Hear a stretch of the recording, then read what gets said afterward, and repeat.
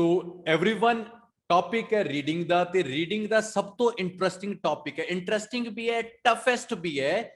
Complete sentences ये भी एक टाइप ਤੁਹਾਨੂੰ पेपर ਦੇ ਵਿੱਚ ਆਊਗੀ ਤੇ ਗੌਰ ਨਾਲ ਸੁਣ ਲਿਓ। ਕੰਪਲੀਟ ਸੈਂਟੈਂਸਿਸ ਦਾ ਮਤਲਬ ਪਤਾ ਕੀ ਹੁੰਦਾ ਹੈਗਾ ਕਿ ਆਪਾਂ ਨੂੰ ਹਾਫ ਦਿੱਤਾ ਹੁੰਦਾ ਹੈ, ਹਾਫ ਮੈਚ ਕਰਨਾ ਹੁੰਦਾ ਹੈ। ਹੁਣ ਬਹੁਤ ਬੱਚਿਆਂ ਨੂੰ ਇੱਕ ਟੈਨਸ਼ਨ ਹੁੰਦੀ ਹੈ ਕਿ ਸਰ ਸਾਨੂੰ ਟ੍ਰਾਂਸਲੇਸ਼ਨ ਨਹੀਂ ਆਉਂਦੀ, ਬਹੁਤ ਨੂੰ ਪ੍ਰੋਬਲਮ ਹੁੰਦੀ ਹੋਣੀ ਕਿ ट्रांसलेशन नहीं आती है। तो एक गल याद रखियो, सारिया चीजों की ट्रांसलेशन किसी को भी नहीं आती, चाहे मैं भी हाँ, चाहे मैं भी हाँ। बस एक फर्क होंगे, देखो प्रिटेंड करना होंगे। प्रिटेंड पता की होंगे? दिखावा करना। तुहाडे जो सारे लोग सैल्फियां खिंचते होंगे, तरह तरह दी सैल्फियां, मूँह बड़ा बड़ा के, टेढ़ा विंगा उच्चा नीवा, दंद कट कट के। तुसीं मेरियां जिन्नियां भी फोटो देखोगे ना, मैं दंद कट के फोटो खिंचाना भी पूरा खुश हो गया।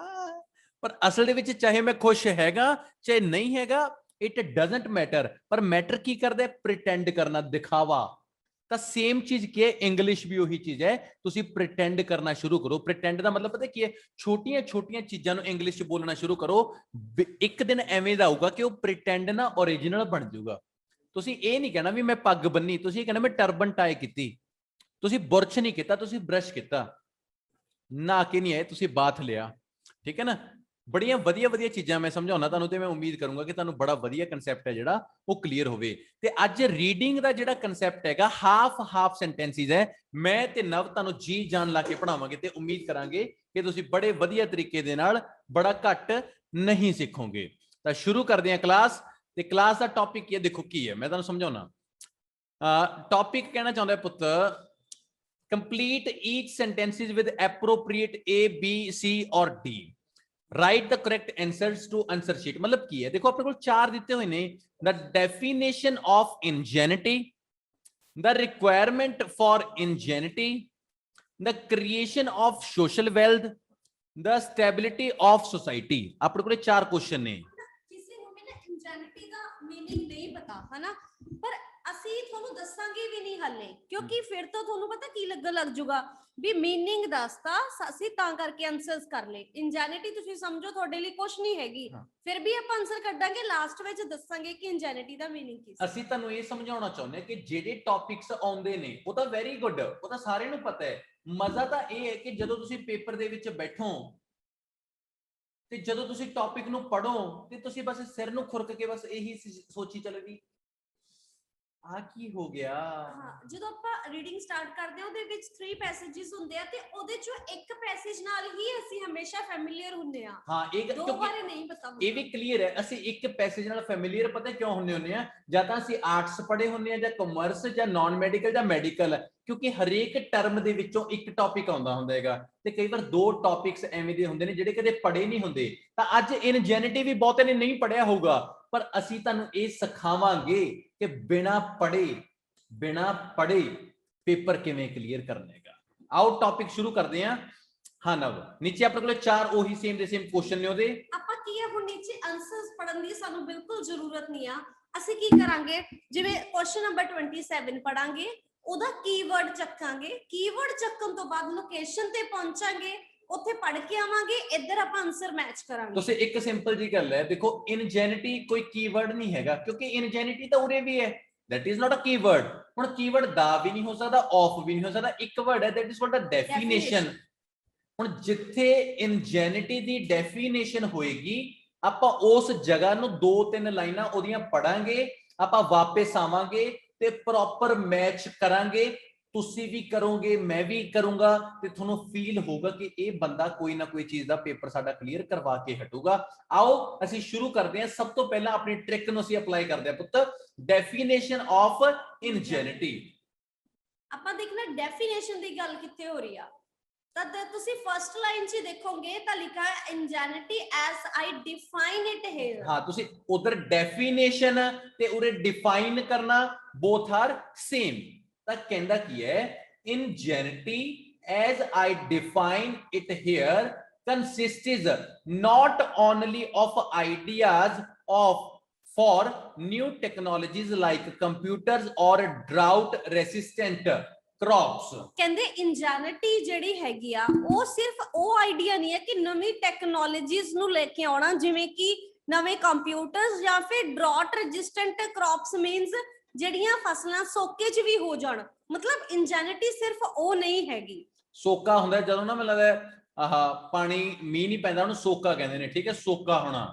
ਤਾਂ ਇੰਜੈਨਿਟੀ ਦਾ ਮਤਲਬ ਇਹ ਨਹੀਂ ਹੈਗਾ ਕਿ ਨਵੀਆਂ ਟੈਕਨੋਲੋਜੀਆਂ ਦੇ ਆਈਡੀਆਜ਼ ਨੂੰ ਲੈ ਕੇ ਆਉਣਾ, ਜਿਵੇਂ ਕੰਪਿਊਟਰ ਬਣਾ ਲੈਣੇ, ਸੋਕੇ ਦੀਆਂ ਜਿਹੜੀਆਂ ਫਸਲਾਂ ਨੇ ਉਹ ਕਰਨੀਆਂ, but more fundamentally of ideas for better institution and social arrangements। ਕਹਿੰਦੇ ਪਰ ਇਹ ਤਾਂ ਮੋਰ ਫੰਡਾਮੈਂਟਲ ਆਈਡੀਆ ਕਾਦੇ ਵਾਸਤੇ, ਇਹਦਾ ਆਈਡੀਆ ਕੀ ਹੈ, main basic idea better institutions and social arrangements ਕਰਨਾ, like efficient markets and competent governments. ਜਿਵੇਂ ਕਿ ਐਫੀਸ਼ੀਐਂਟ ਮਾਰਕੀਟਸ ਬਣਾਉਣਾ ਤੇ ਕੰਪੀਟੈਂਟ ਗਵਰਨਮੈਂਟਸ ਲੈ ਕੇ ਆਉਣਾ।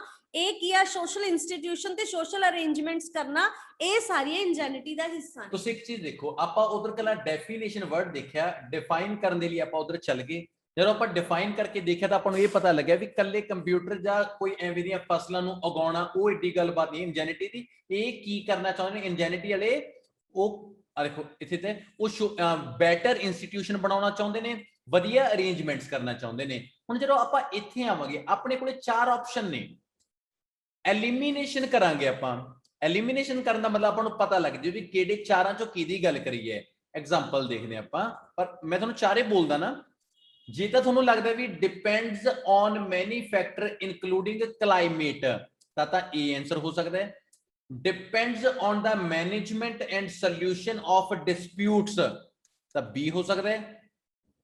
is not only for technological advance but more of institutional renovation, ਤਾਂ C ਹੋ ਸਕਦਾ ਹੈ। also depends on the availability of some traditional resources, ਤਾਂ D ਹੋ ਸਕਦਾ ਹੈ। ਤੁਸੀਂ ਆਪੋ ਆਪਣਾ ਆਨਸਰ ਹੈ ਸੋਚ ਲਓ। ਮੈਂ ਚੈਟ ਓਪਨ ਕਰ ਰਿਹਾ ਤੇ ਜਿਹੜੇ ਵੀਡੀਓ ਦੇਖ ਰਹੇ ਹੋ ਤੁਸੀਂ ਵੀ ਸੋਚ ਲਓ ਤੁਹਾਨੂੰ ਕੀ ਲੱਗਦਾ ਮੈਂ ਕੀ ਗੱਲ ਕਰਕੇ ਆਇਆ। ਤੇ ਚੈਟ ਓਪਨ ਹੈ, ਆਨਸਰ ਦੇਖਣਾ ਚਾਹੀਦਾ, ਪਤਾ ਲੱਗਣਾ ਚਾਹੀਦਾ ਪੰਜਾਬੀਓ।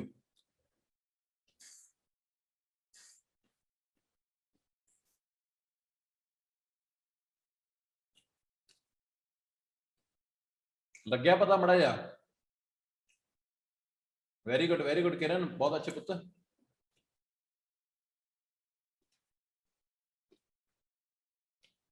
ਐਕੂਰੇਟ ਆਨਸਰ ਹੈਗਾ, ਐਕੂਰੇਟ ਆਨਸਰ ਦੇਖੋ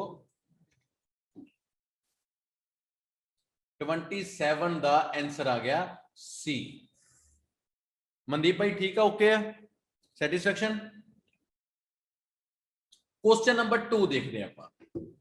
The requirement for ingenuity, ਇੰਜੈਨਿਟੀ the requirement ਦੀ ਗੱਲ ਕਰਦੇ ਆ। ਸੋ ਇੰਜੈਨਿਟੀ ਤਾਂ ਕੀਵਰਡ ਨਹੀਂ ਆ, ਸੋ ਸਭ ਨੂੰ ਪਤਾ ਹੈ ਕਿ ਕੀਵਰਡ ਇਜ਼ ਰਿਕੁਆਇਰਮੈਂਟ।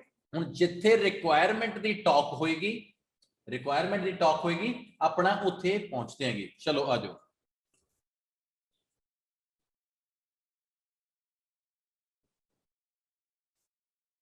ਆ ਗਿਆ ਰਿਕੁਆਇਰਸ, ਵੇਖੋ done.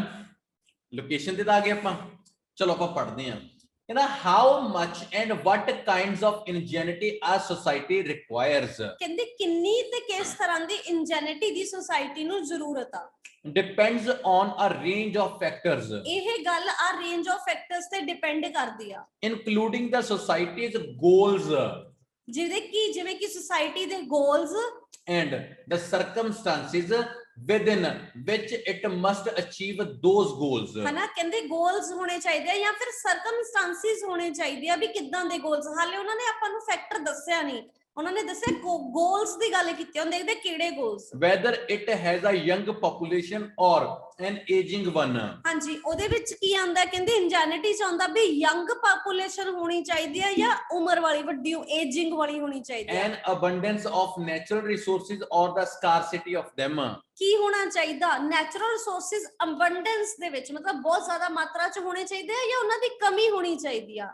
an easy climate or punishing one, whatever the case may be। ਹਾਂਜੀ, ਇੱਕ ਈਜ਼ੀ ਕਲਾਈਮੇਟ ਦੀ ਗੱਲ ਕਰ ਰਿਹਾ ਕਿ ਇੱਕ ਈਜ਼ੀ ਜਿਹਾ ਸਿੰਪਲ ਜਿਹਾ ਮਤਲਬ ਕਲਾਈਮੇਟ ਹੋਣਾ ਚਾਹੀਦਾ ਜਾਂ ਫਿਰ ਕੁਝ ਵੀ ਹੋਣਾ ਚਾਹੀਦਾ। ਹਾਂ, ਤੁਹਾਨੂੰ ਇੱਕ ਚੀਜ਼ ਦੇਖੋ, ਅਸੀਂ ਇਹਦੇ ਚ ਦੱਸਿਆ ਵੀ ਕੀ ਰਿਕੁਆਇਰ ਕਰਦਾ ਹੈ। ਉਹ ਕਹਿੰਦਾ ਗੋਲ ਹੋਣੇ ਚਾਹੀਦੇ ਨੇ, ਭਾਵੇਂ ਯੰਗ ਪੋਪੂਲੇਸ਼ਨ ਹੋਵੇ, ਭਾਵੇਂ ਬੁੜੇ ਹੋਣ, ਅਬੰਡੈਂਸ ਹੋਣ, ਨੈਚੁਰਲ ਸਕਾਰਸਿਟੀ ਹੋਵੇ, ਈਜ਼, ਕਿੰਨੇ ਤਰ੍ਹਾਂ ਦੀਆਂ ਚੀਜ਼ਾਂ ਆਪਾਂ ਨੂੰ ਦਿੱਤੀਆਂ ਨੇ। ਤਾਂ ਸ਼ੋਰ ਹੈ ਕਿ ਆਨਸਰ ਸੀ ਤਾਂ ਹੈ ਨਹੀਂਗਾ। ਸੀ ਤਾਂ ਨਹੀਂ ਹੈਗਾ। ਆਪਣੇ ਕੋਲ ਤਿੰਨ ਆਪਸ਼ਨ ਬਚੇ। ਕੋਈ ਟ੍ਰੈਡੀਸ਼ਨਲ ਰਿਸੋਰਸਿਸ ਦੀ ਗੱਲ ਕਰੀ, ਕੋਈ ਡਿਸਪਿਊਟਸ ਦੀ ਗੱਲ ਕਰੀ, ਐਕੂਰੇਟ ਆंसर रह गया ए, depends on many factors including climate। ਉਹਨੇ ਆਪਾਂ ਨੂੰ ਕਿਹਾ ਸੀ ਕਿ ਜਿਹੜੀ ਇੰਜੈਨਿਟੀ ਆ ਨਾ ਰਿਕੁਆਇਰਮੈਂਟ, ਉਹ ਬਹੁਤ ਸਾਰੇ ਫੈਕਟਰਸ, ਪਹਿਲੀ ਲਾਈਨ ਹੀ ਸਾਡੀ ਰਿਕੁਆਇਰਮੈਂਟ ਨੂੰ ਪੂਰਾ ਕਰ ਰਹੀ ਆ ਕਿ ਜਿਹੜੀ ਇੰਜੈਨਿਟੀ ਆ requires depends on a range of factors, ਤੇ ਉਸ ਤੋਂ ਬਾਅਦ ਕਲਾਈਮੇਟ ਦੀ ਗੱਲ ਵੀ ਉਹਨੇ ਨੀਚੇ ਲਾਸਟ ਲਾਈਨ ਵਿੱਚ ਕੀਤੀ ਆ। ਠੀਕ ਹੈ, ਕਲਾਈਮੇਟ ਆ ਹੋ ਗਿਆ, ਆਪਾਂ ਨੂੰ ਕਿੰਨੇ ਫੈਕਟਰ ਦਿੱਤੇ, ਏਜਿੰਗ ਦਿੱਤਾ, ਪੋਪੂਲੇਸ਼ਨ, ਪਨਿਸ਼ਿੰਗ, ਨੈਚੁਰਲ ਰਿਸੋਰਸ ਅਬੰਡੈਂਸ, ਕਿੰਨੇ ਤਰ੍ਹਾਂ ਦੇ ਆਪਾਂ ਨੂੰ ਫੈਕਟ ਦਿੱਤੇ। ਤਾਂ ਆਪਾਂ ਨੂੰ ਇਹ ਸ਼ੋਰ ਹੋ ਗਿਆ 28 ਦਾ ਆਨਸਰ ਹੈ ਜਿਹੜਾ ਏ। ਹੁਣ ਆਪਾਂ ਨੇ ਏਸੀ ਲਾ ਲਿਆ ਆਪਾਂ, ਕਿਉਂਕਿ ਗਰਮੀ ਸੀਗੀ, ਪਹਿਲਾਂ ਸੀ ਆ ਗਿਆ ਫਿਰ ਏ ਆ ਗਿਆ। ਜੇ ਏਸੀ ਲਾਉਂਗੇ ਤਾਂ ਠੰਡ ਹੋਗੀ, ਜੇ ਸੀਏ ਲਾਉਂਗੇ ਤਾਂ ਤੁਹਾਨੂੰ ਹਿਸਾਬ ਕਿਤਾਬ ਕਰਨ ਚ ਮਦਦ ਕਰੂਗਾ। ਮੈਂ ਦਿਮਾਗ ਬਹੁਤ ਹੈ ਪਰਮ, ਮੇਰਾ ਕੋਈ ਚੱਕਰ ਨਹੀਂ, ਮੈਂ ਗੱਲਾਂ ਹੀ ਬਹੁਤ ਨੇ ਮੇਰੇ ਕੋਲੇ। ਹੁਣ ਆਪਣੇ ਕੋਲੇ ਲਾਸਟ ਤੇ ਰਹਿ ਗਏ ਦੋ। ਵੈਰੀ ਗੁੱਡ ਅਸ਼ਵਰ, ਆਪਣੇ ਕੋਲ ਰਹਿ ਗਏ ਦੋ। ਤਾਂ ਇਹ ਵੀ ਰਹਿ ਗਿਆ ਕਿ ਜੇ ਇੱਕ ਧਿਆਨ ਨਾਲ ਕਰ ਲਿਆ ਤਾਂ ਲਾਸਟ ਨੂੰ ਕਰਨ ਦੀ ਤਾਂ ਲੋੜ ਹੀ ਨਹੀਂ ਹੈਗੀ। ਸਮਝ ਰਹੇ ਹੋ ਮੇਰੀ ਗੱਲ? ਰੈਂਪੀ ਜੀ ਸਮਝ ਆ ਰਹੀ ਹੈ ਗੱਲ? ਚਲੋ ਜੀ ਆਪਾਂ ਕਰਦੇ ਆ ਆਪਣਾ ਇੱਕ ਕੁਐਸਚਨ ਵਧੀਆ ਤਰੀਕੇ ਨਾਲ ਕਰਦੇ ਆ, ਤੇ ਲਾਸਟ ਵਾਲਾ ਤਾਂ ਫਿਰ ਆਪਾਂ ਇਹਨਾਂ ਨੂੰ ਇਹ ਵੀ ਸਿਖਾਈਏ ਨਾ ਕਿ ਟਾਈਮ ਸੇਵ ਕਿਵੇਂ ਕਰਾਂਗੇ। The creation of social wealth। ਹਾਂਜੀ, ਸੋਸ਼ਲ ਵੈਲਥ ਦੀ ਕ੍ਰੀਏਸ਼ਨ ਦੀ ਗੱਲ ਦੇਖਣੀ ਕਿੱਥੇ ਹੋਈ ਆ। ਲੱਭੋ wealth, social wealth, creation of wealth.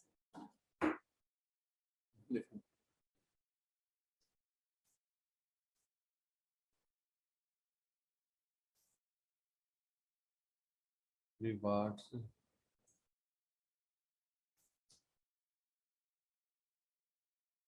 आ रहा, ठीक है, मिलिया। क्रिएशन ऑफ वेल्थ मतलब ਆਪਾਂ ਲੋਕੇਸ਼ਨ ਤੇ ਆਉਣਾ is not a tough। ਇਥੋਂ ਪੜ੍ਹੀ ਨਾ। We know that the creation of wealth, for example, depends not only on an adequate supply of useful ideas but also on the availability of others। ਕਹਿੰਦੇ ਕਿ ਆਪਾਂ ਨੂੰ ਪਤਾ ਕਿ ਜਿਹੜੀ ਵੈਲਥ ਦੀ ਕ੍ਰੀਏਸ਼ਨ ਆ ਨਾ, ਉਹ ਸਿਰਫ ਤੇ ਸਿਰਫ not only adequate supply ਤੇ ਡਿਪੈਂਡ ਨਹੀਂ ਕਰਦੀ but also availability of others, ਦੂਸਰੀਆਂ ਚੀਜ਼ਾਂ ਦੀ availability ਤੇ ਵੀ ਹੁੰਦੀ ਆ। More conventional factors of production, more ਜ਼ਿਆਦਾ conventional ਹੁੰਦਾ ਜਿੱਦਾਂ traditional factors of production। ਕਹਿੰਦੇ ਕਿ ਜਿਹੜੇ ਪੁਰਾਣੇ ਮੈਥਡ ਫੈਕਟਰਸ ਨੇ ਪ੍ਰੋਡਕਸ਼ਨ ਦੇ, ਉਹ ਵੀ ਜ਼ਰੂਰੀ ਨੇ, ਲਾਈਕ ਕੈਪੀਟਲ ਐਂਡ ਲੇਬਰ, ਜਿਵੇਂ ਕਿ ਕੈਪੀਟਲ ਤੇ ਲੇਬਰ। ਲਾਈਕ ਕੈਪੀਟਲ ਪੈਸਾ, ਲੇਬਰ ਕੀ ਹੋ ਗਏ ਮੈਨ ਪਾਵਰ। ਕਹਿਣ ਦੀ ਲੋੜ ਹੀ ਨਹੀਂ ਹੋਣੀ ਚਾਹੀਦੀ। ਇਹ ਹੋ ਗਿਆ ਸੀ, ਇਹ ਹੋ ਗਿਆ ਸੀ। ਤੁਸੀਂ ਇਹ ਦੇਖੋ ਕੋਈ ਡਿਸਪਿਊਟ, ਕੋਈ ਸੋਲੂਸ਼ਨ ਦੱਸਿਆ ਆਪਾਂ ਨੇ, ਤਾਂ ਬਚਿਆ ਕਿਹੜਾ ਆ ਰਿਹਾ, ਕਿਉਂਕਿ ਟ੍ਰੈਡੀਸ਼ਨਲ ਰਿਸੋਰਸਿਸ ਦੀ ਅਵੇਲੇਬਿਲਿਟੀ ਸੀਗੀ ਤਾਂ ਐਕੂਰੇਟ ਕੀ ਹੋ ਗਿਆ 29 ਦਾ ਆਨਸਰ ਬਣ ਗਿਆ ਡੀ। ਠੀਕ ਹੈ ਨਾ, ਇਹਦਾ ਬਣ ਗਿਆ ਸੀ ਸੀ, ਇਹ ਬਣ ਗਿਆ ਸੀ ਏ। ਲਾਸਟ ਰਹਿ ਗਿਆ ਤਾਂ ਡੈਫੀਨਿਟਲੀ ਲਾਸਟ ਆਟੋਮੈਟਿਕਲੀ ਬੀ ਹੋਏਗਾ ਹੀ ਹੋਏਗਾ। ਪਰ ਤੁਸੀਂ ਇੱਕ ਬਹੁਤ ਹੀ ਵਧੀਆ ਇੰਸਟੀਚਿਊਟ ਦੇ ਵਿੱਚ ਪੜ੍ਹ ਰਹੇ ਹੋਗੇ ਤਾਂ ਇਸ ਕਰਕੇ ਮੈਂ ਤੁਹਾਨੂੰ ਲਾਸਟ ਵੀਕ ਕਰਾਉਂਗਾ ਤੇ ਉਮੀਦ ਕਰੂੰਗਾ ਕਿ ਤੁਹਾਨੂੰ ਪਤਾ ਲੱਗ ਜਾਏ ਵੀ ਹਾਂ ਸਰ ਟਾਈਮ ਪਾਸ ਨਹੀਂ। ਸਾਡਾ ਕੰਮ ਆਨਸਰ ਕੱਲਾ ਲੱਭ ਕੇ ਦਿਖਾਉਣਾ ਨਹੀਂ ਹੈ ਨਾ, ਤੁਹਾਨੂੰ ਟ੍ਰਿਕ ਵੀ ਪਤਾ ਚੱਲੇ, ਆਪਾਂ ਦੇਖਦੇ ਹਾਂ ਕਿਵੇਂ ਆਨਸਰਸ ਮਿਲਦੇ ਆ। ਲਾਸਟ ਕੁਐਸਚਨ ਹੈ ਸਟੇਬਿਲਿਟੀ ਆਫ ਸੋਸਾਇਟੀ ਆ, ਹੈ ਨਾ, ਆਪਾਂ ਸੋਸਾਇਟੀ ਦੀ ਸਟੇਬਿਲਿਟੀ ਦੇਖਦੇ ਆ ਕਿੱਥੇ ਬੈਠੀ ਆ। ऑब्वियसली उसको नीचे ही आना पड़ेगा, ऊपर जाने की जरूरत नहीं है। अरे स्टेबिलिटी एंड जस्टिस हो गया।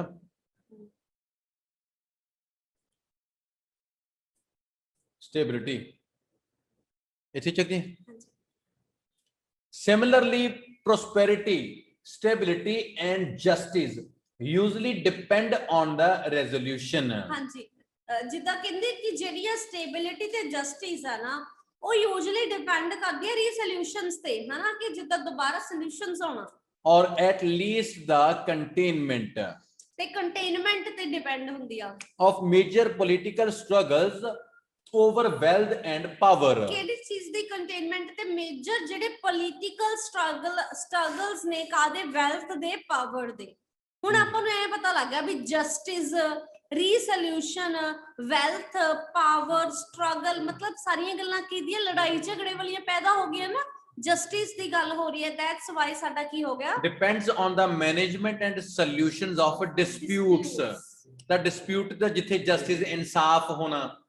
ਤੁਸੀਂ ਇੱਕ ਚੀਜ਼ ਦੇਖੋ ਕਿ ਮੈਨੂੰ ਇਨਜੈਨਿਟੀ ਦਾ ਮਤਲਬ ਨਹੀਂ ਪਤਾ ਹੁੰਦੇ ਵੀ ਮੈਂ ਆਪਣੇ 4 ਦੇ 4 ਕੁਐਸਚਨ ਦੀਆਂ ਲੋਕੇਸ਼ਨ ਦੇ ਹਿਸਾਬ ਨਾਲ ਜਾਂਦਾ ਹੋਇਆ। And ingenuity means creativity. ਠੀਕ ਹੈ, ਇਨਜੈਨਿਟੀ ਹੁੰਦੀ ਹੈ ਕ੍ਰੀਏਟੀਵਿਟੀ ਕਿਸੇ ਬੰਦੇ ਦੇ ਅੰਦਰ ਹੋਣਾ। ਤੁਸੀਂ ਇਹ ਦੇਖੋ ਕਿ ਰੀਡਿੰਗ ਨੂੰ ਇੰਟਰਸਟਿੰਗ ਬਣਾਇਆ ਜਾ ਸਕਦਾ ਹੈ। ਆਪਾਂ ਟਾਈਮ ਵੇਸਟ ਤੇ ਨਾ ਚੱਲੀਏ, ਆਪਾਂ ਇਹ ਨਾ ਦੇਖੋ ਨਾ ਵੀ ਯਾਰ ਪਤਾ ਨਹੀਂ ਇਹ ਕਿਵੇਂ ਹੋਏਗਾ ਕਿਵੇਂ ਨਹੀਂ ਹੋਏਗਾ, ਪਰ ਆਪਾਂ ਨੂੰ ਇਹ ਪਤਾ ਹੋਣਾ ਚਾਹੀਦਾ ਹੈ ਲੋਕੇਸ਼ਨ ਤੇ ਕਿਵੇਂ ਜਾਣਾ ਹੈ। ਜੇ ਤੁਸੀਂ ਲੋਕੇਸ਼ਨ ਤੇ ਜਾਣਾ ਸਿੱਖ ਗਏ ਨਾ, ਯਕੀਨ ਕਰਿਓ ਮੇਰੇ ਵਰਡਸ ਦੇ ਉੱਤੇ, ਤੁਸੀਂ ਪੇਪਰ ਬਹੁਤ ਅੱਛੇ ਲੈਵਲ ਤੇ ਕਲੀਅਰ ਕਰੋਗੇ। ਮੇਰੇ ਵੱਲੋਂ ਰੀਡਿੰਗ ਦੇ ਲਈ ਇੰਨਾ ਹੀ, ਇਸ ਤੋਂ ਬਾਅਦ ਮੈਂ ਕੁਝ ਨਹੀਂ ਸਮਝਾ ਸਕਦਾ ਤੇ ਉਮੀਦ ਕਰੂੰਗਾ ਤੁਹਾਨੂੰ ਬਹੁਤ ਵਧੀਆ ਸਮਝ ਆਇਆ ਹੋਊਗਾ।